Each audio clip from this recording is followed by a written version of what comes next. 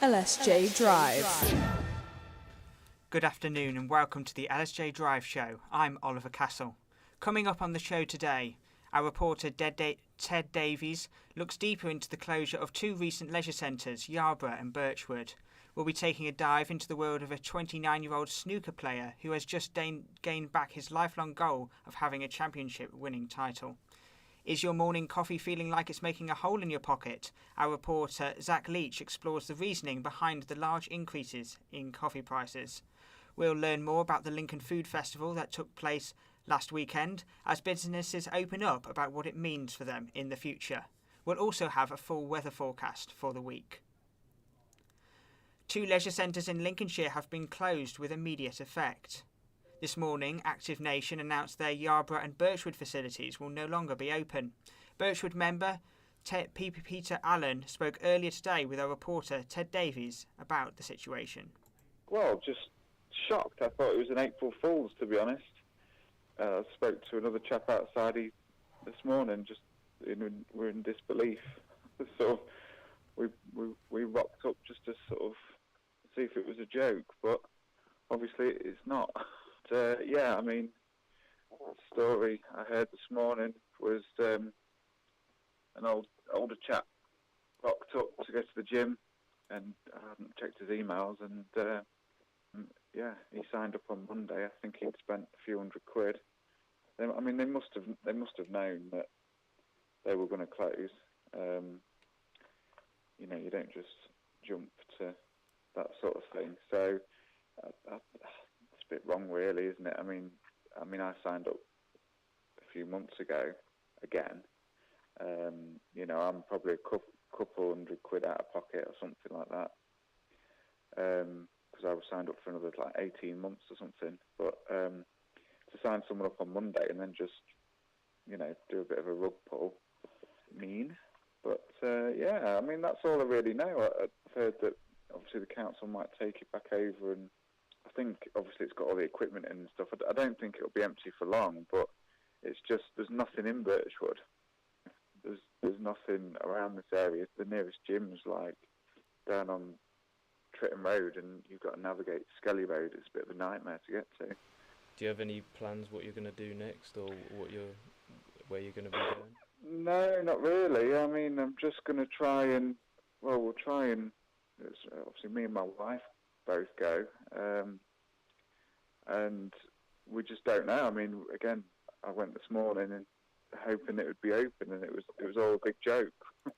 But I've got no idea. We might just not go to the gym for a bit until it opens again, because you know we've got a busy family. We've got 2 young kids. We have to sort of tag team each other when we want to go. So to add that extra journey on and stuff, it just makes it almost impossible. Do you know lots of other people in the same situation as you? My wife's been speaking to them on her chats and stuff. There's some of her friends and that live locally. They all go, and they were all shocked. Again, it's more than just like a business. I know it's a business and stuff, but it really should be. It's a necessity, really. And I don't understand, because it was always very busy. You know, our kids used to play in the soft play there, and they've got the cafe. You know, they've got all the sort of sports facilities. Like, obviously, I mean, I'm talking specifically about the Birchwood one. But obviously, I hear that Yarborough's gone as well, that's always been a sports centre. You know what I mean? Again, I don't think it's going to be long before something happens. I think the council might have to step in and do something. You're listening to LSJ Drive. The time's coming up to 4:05. OK, it's quiz time, and Quizmaster Charlie wants to keep things light-hearted despite it being awful April. Thank you, Oliver. There's certainly been some awful historic events in the month of April. The Titanic sunk, Abraham Lincoln was shot, and the Chernobyl nuclear disaster occurred. But I'm going to be focusing on the positive and interesting things that have happened in the month of April in previous years. And if you don't get at least 2 of the 3 questions right, you'll have to do a forfeit at the end of the show, which is singing the outro. So, the first question is, on the 12th of April, 1961, the first man went to space. Who was it? I'll reveal the answer soon. Thank you. And now, a Lincoln snooker player is back on the top rungs of the sport. Stephen Hallworth has regained his professional status after dropping off the World Snooker Tour 3 years ago. He is delighted to be back amongst the biggest names in the sport, but now has his eyes on reaching the World Championships this month, as Jamie Johnson discovered. Stephen Hallworth from Skellingthorpe is back amongst the elites of snooker like Ronnie O'Sullivan and Judd Trump. He recently won an event in Turkey to regain his professional status, meaning that Lincoln is a pro snooker player once more. The road to getting back has been a tough one, but I've got a great team around me, and there's no reason why I can't succeed. If I work hard enough, it will happen. So they've got the next 2 years to try and prove that. Because he was one of the lowest ranked players 3 years ago, Stephen was eliminated from the snooker tour, but he's worked hard and built his way back up from scratch to regain his status. When I first turned pro when I was 18, and just getting on the tour was like my winning the World Championship, and we had big celebrations, and it was like, he's a pro, great, brilliant, and I sort of spent the first year just completely lost because I thought I'd made it. And it is just the beginning now. You start at the bottom of the rankings, it's up to you to try and climb them, and yeah, the hard work really starts now, I suppose.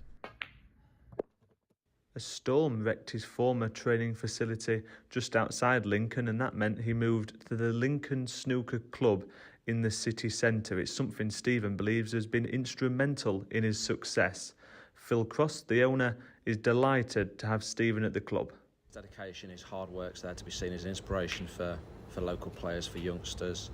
Great to have around the place because people are always interested in what he's doing, have a look at if he's playing somebody. People come to practice with him.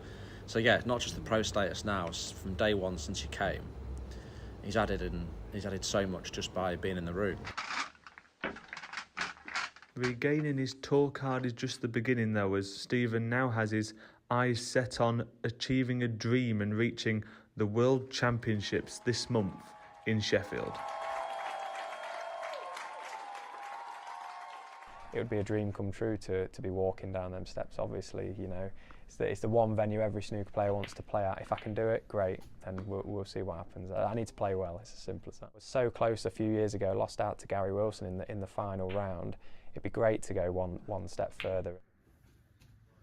Qualification for the event begins on April 7th in the Steel City. Jamie Johnson there with the latest in snooker. Here's Charlie with your 4:10 headlines. Active Nation closes 2 leisure centres in Lincolnshire and amid tough trading conditions. Yarborough and Birchwood facilities will no longer be available with immediate effect. Lincoln's High Street hosted a food festival that allowed locals to taste foods from all around the globe. The county council say this will contribute to increasing cultural acceptance. And Lincoln coffee lovers face rising prices as quality and cost clash. Local coffee owner Andrew Carnell says economic pressures are behind the increase.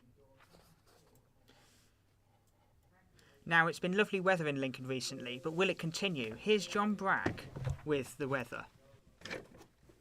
This afternoon is going to be warm and sunny, with a light breeze blowing until 7 p.m. The temperature and wind will drop gradually into the night with a low of 5 degrees Celsius. Tomorrow will be a beautiful sunny day, with a high temperature of 19 degrees Celsius. However, a breeze will be making the temperature feel more like 15 degrees. Wow, time to start wearing sunscreen then. And John, have you got the latest travel too? Indeed I do. There is huge traffic on the Saxelby Road coming into Lincoln on the west side, and there's also a lot of traffic on St Mark's and Tentercroft Street in the centre of town. John will be back in half an hour with another traffic update. Thanks, John. Now, coffee lovers in Lincoln are feeling the squeeze as the cost of the daily cup continues to rise. Environmental factors, as well as recent changes to the national minimum wage, have meant customers are now paying more than ever for their drinks. Zach Leach investigates how this has affected Lincoln.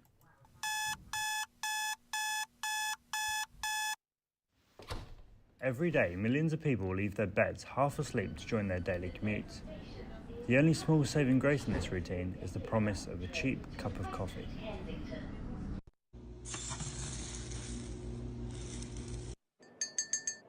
However, economic trends indicate that Americanos, cappuccinos and even the regular flat whites are all hitting record high prices. On average, consumers are paying £3.24 for the regular coffee in the UK. That's a 5% increase on prices from last year. prices are especially skyrocketing in Lincolnshire. Andrew Carnett of Coffee Aroma on Lincoln High Street works closely with coffee roasteries. He believes that coffee prices could be almost £5 before the end of the year. Well, if you actually want to taste nice coffee, then it's about the process all the way through. So it's not just one bit of it. But if you want that quality, then you're going to be looking at about £4.40, £4.50 sort of thing. I don't think we'll quite get to £5 for a latte this year for here, but we might do.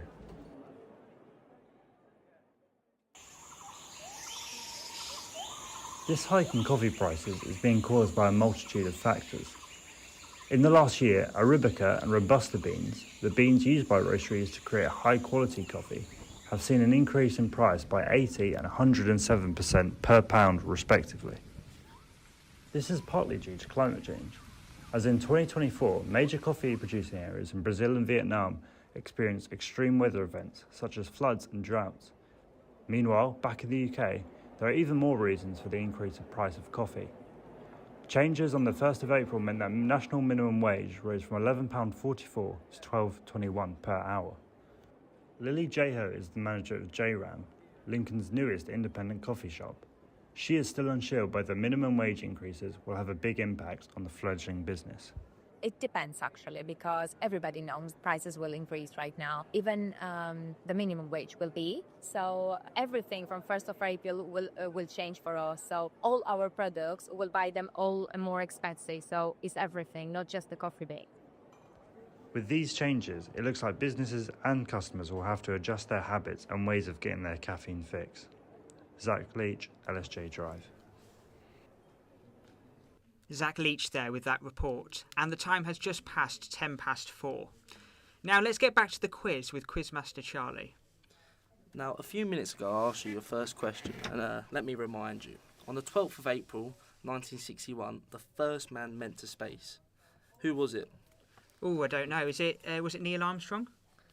It wasn't. He was the first man on the moon, obviously, but it was Yuri Gagarin, who orbited Earth on April 12, 1961, aboard the Vostok 1 spacecraft. Ah, very interesting there. Yeah. So, the second question, continuing the theme of historical events that happened in April, is about James Bond. So, the first James Bond novel was published on the 13th of April in 1953. What is the title of the book? I'll be back in 10 minutes for your answer. Thank you.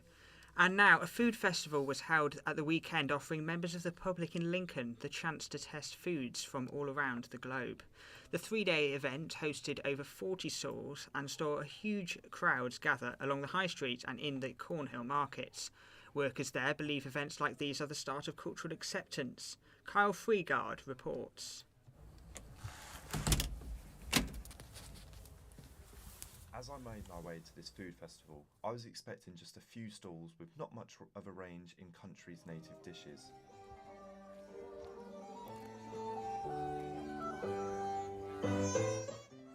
But God, was I wrong.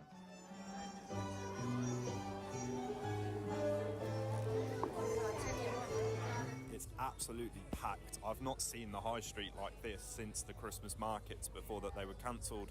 Just on this bit alone near the Cornhill Market, I can see Greek food, Chinese street food, loaded sausage Indian spice, even Gambian food, Moroccan, more American, Mediterranean shawarmas. I spoke to So, one of the stall workers on the Moroccan stand. He's been doing events like these for years. Been doing this for multiple years, yeah. Before we were doing the Chinese, now it's like, we've got 2 stalls, Chinese as well as a Moroccan. The Moroccan food, we've got the all the tagine, as well as we serve with the couscous or rice. So that's the main thing, we're serving.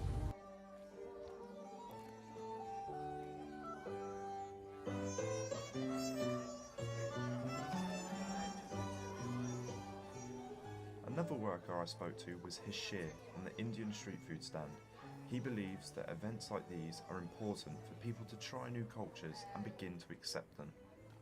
I think it compromises differences between people and make them come together and try different cultures. And I think because trying the same food and same cultures will get you a type of different pride in you, but like trying different cultures and you get to know each other. And if you didn't fancy trying new foods, there was even a German and Belgian craft beer stand. For the over 18s, of course. Kyle Freegard, LSJ News, Lincoln. Kyle Freegard testing some of the delights in Lincoln. Now the time's just past 4:15. LSJ News. Here's Charlie with your 4:15 headlines.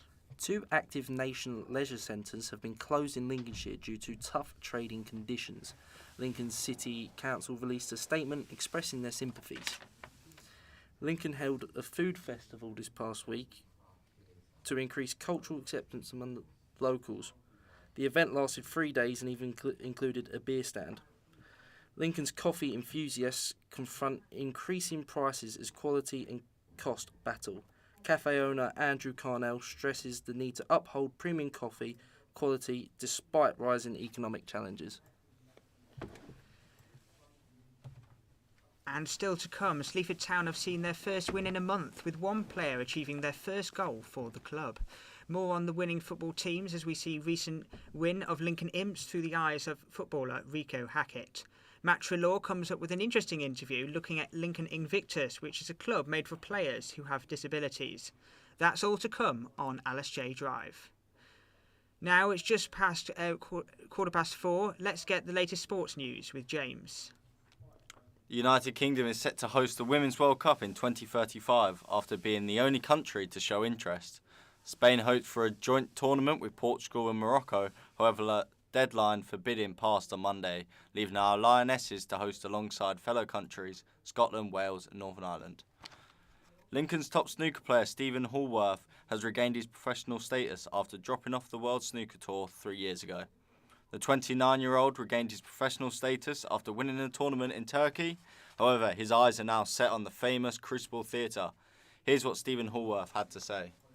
It would be a dream come true to be walking down them steps, obviously. You know, it's the one venue every snooker player wants to play at. If I can do it, great, then we'll see what happens. I need to play well, it's as simple as that. I was so close a few years ago, lost out to Gary Wilson in the final round. It'd be great to go one step further. Lincoln City look towards their weekend fixture against Charlton Athletic after winning 1-0 against Huddersfield Town on Tuesday. The Imps attacker Rico Hackett scored the only goal of the game in their final midweek fixture. Here's what the striker had to say about his goal on Tuesday.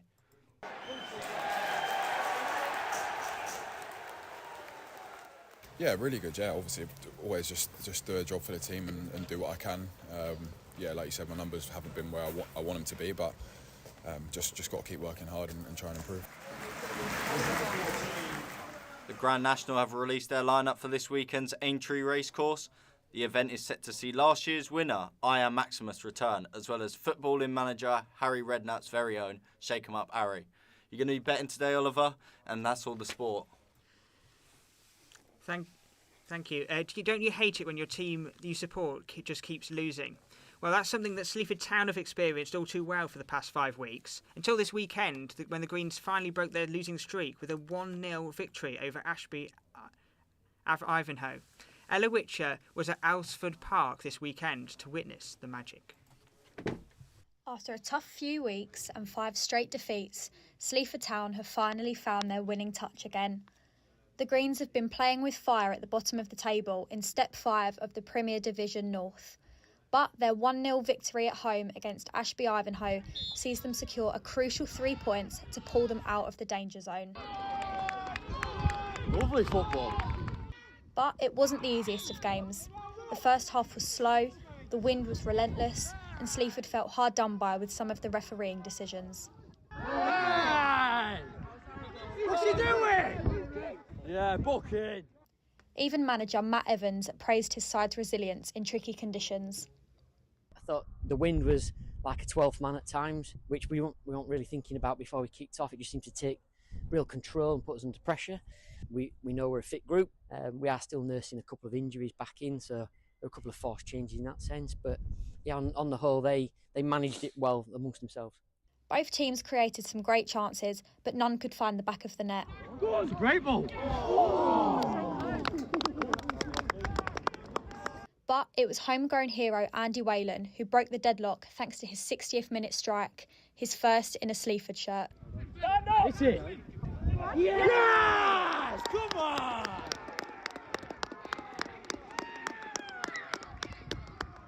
I saw the ball coming in, tapped it, I saw the space, tapped it past the keeper, simple as that.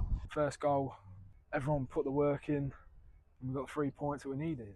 He's learning, he's getting better all the time, and that's what we wanted to do. We wanted to develop a homegrown player from the local area, and that's what we're getting out of him now. But he does need to score more goals. And as the final whistle blew, it was elation for the home team at Elsiford Park. Yes! Come on! And now with just 4 games left of the season, the fight for survival is well and truly on. But could this be the start of a late season turnaround for Sleaford Town? Ella Witcher there, reporting on Sleaford Town.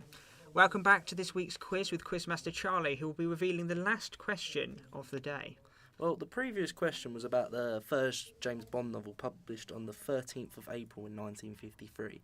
You a big James Bond fan, Oliver? Absolutely, love a bit of James Bond. Well, I should hope you get this question right then. So what is the title of the book? I haven't got any idea, actually. I mean, I've watched a lot of the films, but not so much read the books. So I'm going to take a wild guess, which I know is wrong, but No Time to Die. Yeah, no, you are wrong. It is Casino Royale. Had no idea on that one. Well, the last question is continuing on the theme of historical events in April. Is which brand of UK military was founded on the 1st of April in 1918? I'll reveal the answer later in the show. LSJ News. Here's Charlie with your 4:20 headlines. Active Nation closes 2 leisure centres in Lincolnshire amid tough trading conditions. With immediate effect, Birchwood and Yarborough's facilities will no longer be available. Last weekend, a food festival was held on the High Street for locals to try cuisine from all over the globe to increase Lincoln's cultural acceptance. And Lincoln coffee lovers face rising prices as quality and cost clash. Local coffee owner Andrew Carnell emphasises economic pressures. Now it's time for a weather update. John, what have you got for us?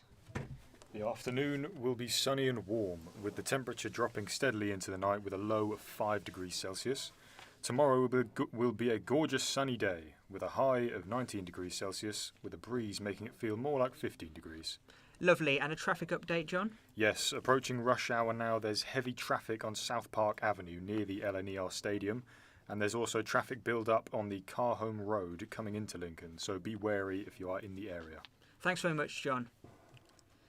Lincoln City returned to winning ways this week as they won their last midweek fixture of the season with a 1-0 at the LNER Stadium. Huddersfield Town, who boasted 2 former Lincoln players in their ranks, were the visitors.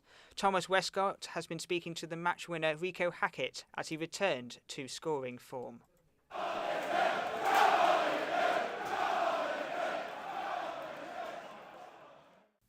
Lincoln City forward Rico Hackett has spoken of his delight at scoring again in front of a packed LNER Stadium after he scored the only goal of the game in a 1-0 win over Huddersfield Town on Tuesday. The 27-year-old has had a frustrating season, with this being just his 3rd goal of the campaign. A string of injuries that have ruled him out for long periods and being played further back than his preferred attacking role have meant he has struggled for consistent good performances. Despite his woes this term, he was ecstatic to be back scoring for City.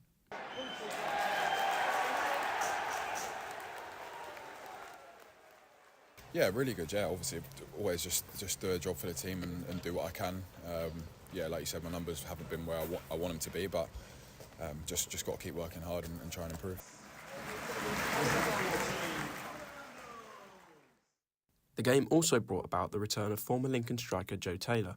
The now Huddersfield forward signed for the Terriers last summer after he scored 10 times in 19 games on loan for the Imps last season. There had been calls from supporters to bring the Welshman back to Lincolnshire, but the move never materialised. Despite fears that he could come back to bite his former club, the Lincoln defence dealt with him superbly, not allowing him to threaten. Hackett was impressed with his team's defensive work on the night. Yeah, I think the defence have been really, really good. They played against Richard Kone last week and handled him really well. He was one of the top strikers, same as Joe today. And obviously the boys are really familiar of his attributes, so probably an easier task than the one last week, because we know his strengths, we know his weaknesses. So, but yeah, I thought the boys did really well, defended really well, and dealt with him.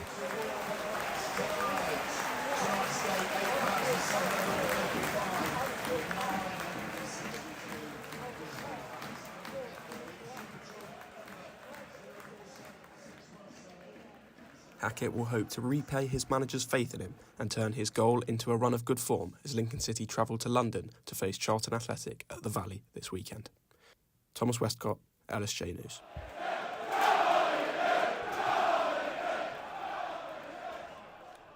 Thomas Westcott reporting there. Now, if you fancy a film this week, then there's plenty on at the cinema that you can go and have a look at. Here's John with our weekly guide on what's on at the cinema. Well, if you're a fan of the video game Minecraft, a Minecraft movie arrives in cinemas tomorrow, starring Jack Black and Jason Momoa.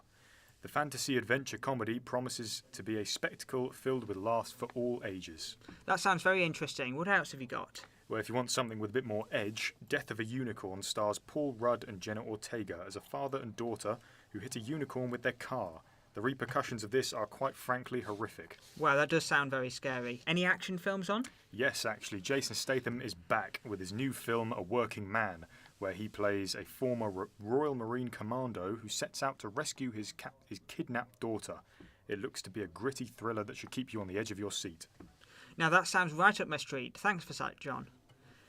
Now, I think everyone can agree that football should be inclusive for everyone, but that's not always been the case. Lincoln Invictus was set up 5 years ago and caters for players who have disabilities and to provide them with a safe but competitive environment. Matt Trelaw has been speaking to members of the club about the growth and the success since their creation. Lincoln is home to several sports teams and clubs for people of all ages, men and women. But what about disability teams? I went along to Lincoln Invictus to find out a little bit more. The club offers inclusive football sessions for pan-disability, deaf and hearing impaired, as well as walking football for men and women. Sessions are catered to children from as young as 5 years old. Invictus has partnered with the Lincoln City Foundation and was founded in 2020, but was originally part of the Ruston Sports Group. They've now expanded to 13 teams, with 10 playing competitively. I spoke to the chair, Lucy Graham, about the change. More than anything, it's the sort of lure of the club. They share our posts on socials, etc. And because it's a more central location, it's easier for people to travel to it. So we have people that come from all over. This includes people from Boston and Grantham, and even people from surrounding counties like Nottinghamshire and Derbyshire, for deaf players where the community is much smaller. Training sessions are run by certified FA coaches, with Lincoln Christa leading them. Lincoln has been part of the club's journey since the start, when they only had one team. Pretty much got a philosophy of treat them as footballers first, and then we'll deal with the disabilities. We're not going to treat them as people with disabilities that were trying to play football. Lincoln added that although the club accommodates those with needs, children especially are able to play in a competitive football match just like anyone else. It's friendly, but it is competitive, and they take it seriously. And I think that the big thing is that for those kids that have had that opportunity to go back into school on a Monday morning and say, I was playing football yesterday and my team won, etc. A lot of them missed out on that, and we're providing that same opportunity. Lincoln's success since they have formed has been demonstrated both on and off the pitch. In 2022, they won the Lincolnshire FA Grassroots Club of the Year and Active Club Award, and have enjoyed success on the pitch as well. Invictus recently took part in the Lincolnshire FA Disability Cup, with 2 of their sides progressing to the semi-finals. One of them is now guaranteed to represent the club in the final. Can they do it? You'll have to wait until the 13th of April, when the games take place at the Barrett Steel Stadium in Boatsford. Come on, Invictus. I'm Matt Trelaw, and this is LSJ Drive. Matt Trelaw with that report there. Now it's back to the quiz, with Charlie presenting the last answer of today. Well, the previous question was... The last question, it was which brand of UK military was founded on the 1st of April in 1918? Any idea of the answer, Oliver? Absolutely no idea for that one. I'm not really sure. Are you talking about sort of actual kind of actual like companies, or what are you thinking? Well, it's all I know is that it's a UK military, branch. It's very popular. It's well known, so you might be able to get this. Nah, my military history is very very small in terms of my knowledge of that kind of thing. So I might have to just leave a blank answer for that one. Well, the answer is RAF. Well, I don't know why I didn't think of that. With RAF Scampton, I don't know why I didn't think of that. Yeah, obviously. Right, so you failed to get an answer right in this quiz. So your forfeit is to sing the goodbye message to all the listeners. Oh God, that's going to be so embarrassing. I can't believe. Have you not got anything nicer for me? No, just sing. You sure? Yeah, just sing. Really? Just sing. Okay, right. This is. Let's go for this. Well, that's all. Well,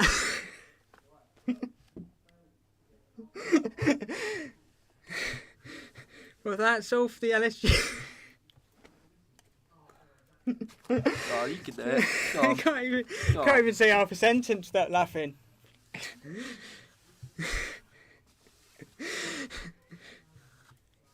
Well, that's all for the LSJ News.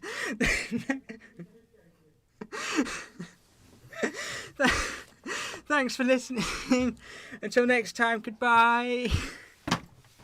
LSJ Drive.